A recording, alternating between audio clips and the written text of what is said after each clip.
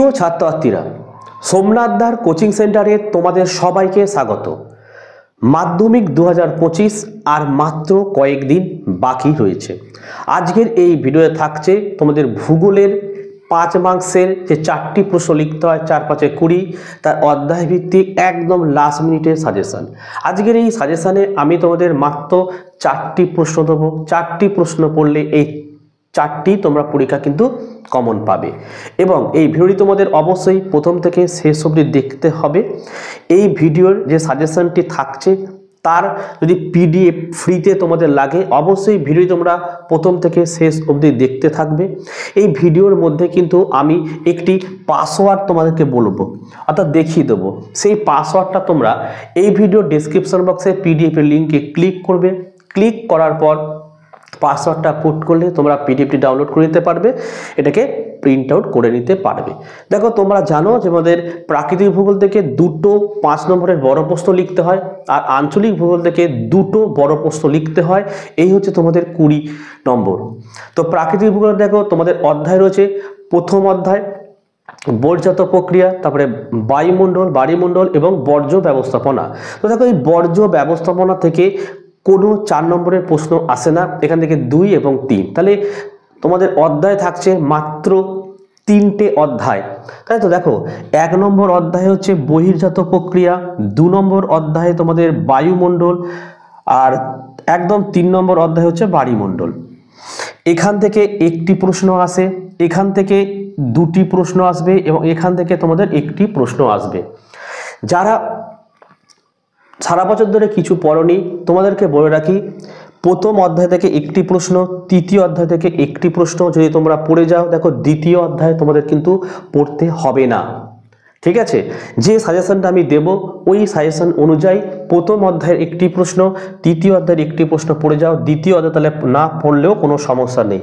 ঠিক তেমনি তোমাদের আঞ্চলিক ভূগোলের ভারত রয়েছে, তার 2টো পার্ট রয়েছে। ভারতের একটা প্রাকৃতিক, একটা হচ্ছে তোমাদের অর্থনৈতিক। আমি তোমাদের বলবো এই প্রাকৃতিক থেকে তোমাদের 2টো প্রশ্ন থাকবে, এবং আঞ্চলিক থেকেও তোমাদের 2টো প্রশ্ন থাকবে। তাহলে প্রাকৃতিকটা যদি না পড়ে যদি জাস্ট অর্থনৈতিকটা তোমরা পড়ে যাও, তাহলে দেখো ওখান থেকে 2টো প্রশ্ন পড়লে 2টোই তোমরা কিন্তু কমন পেয়ে যাবে। তাহলে এইভাবে যদি তোমরা স্ট্র্যাটেজি হিসাবে পড়াশোনা করো, অল্প পড়েও কিন্তু একদম ভালো রেজাল্ট তোমরা করতে পারো। তো এইভাবেই কিন্তু আমি ইতিহাসের 2 মার্কস, 4 মার্কস এবং 8 মার্কসের সাজেশনের ভিডিও আপলোড করেছি, যেখানে ফ্রি পিডিএফ আমি দিয়েছি। তোমরা অবশ্যই ভিডিও দেখো এবং ডাউনলোড করে নিও।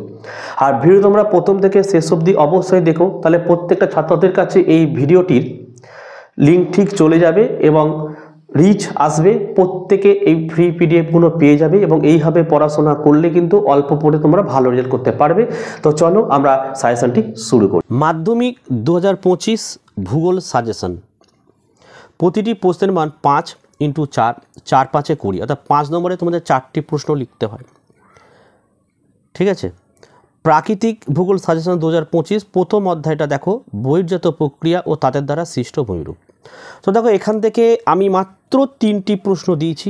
তো এবছরে 2025-এ কোন প্রশ্নটি পরীক্ষা আসছে সেটা দেখো, 1 নম্বরের প্রশ্নটি কিন্তু পরীক্ষা আসবে।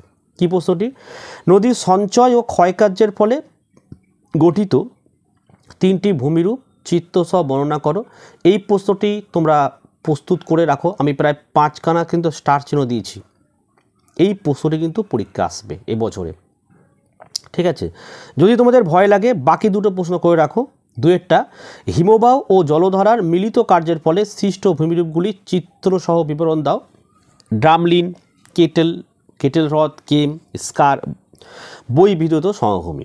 আর 3 দেখো, হিমবাহের ক্ষয়কার্যের ফলে সৃষ্ট 3টি ভূমিরূপের সচিত্র বিবরণ দাও।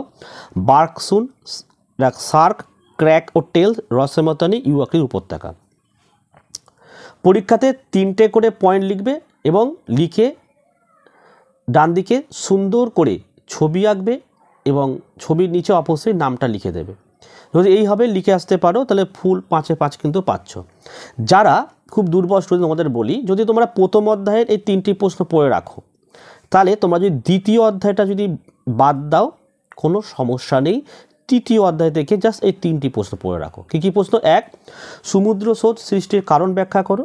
2, জোয়ার ভাটা সৃষ্টির কারণ ও ফলাফল আলোচনা করো।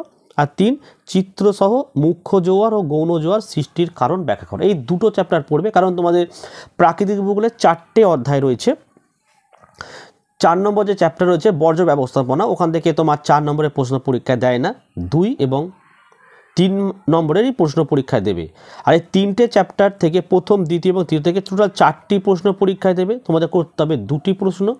প্রথম অধ্যায় থেকে 1টি প্রশ্ন আসবে, যেটা বললাম। এবছরের নদীর ক্ষয়কার্য অথবা হিমবাহ থেকে পরীক্ষায় প্রশ্ন থাকবেই, যেটা সুন্দর করে তোমরা এঁকে তৈরি করে রাখো। এবং 3 নম্বর অধ্যায় থেকে তোমরা কিন্তু প্রশ্নটা পড়ে রাখো, কারণ 3 নম্বর অধ্যায়ে এই 3টি প্রশ্নই রয়েছে, এর বাইরে কিছু আসবে না। ঠিক আছে? এবারে যারা ভাবছো যে আমি দ্বিতীয় অধ্যায়টা পড়বো, প্রথম অধ্যায়টা পড়বো না, তার দ্বিতীয় অধ্যায় যদি পড়ো, এখান থেকে 2টি প্রশ্ন পরীক্ষা দেবে কিন্তু।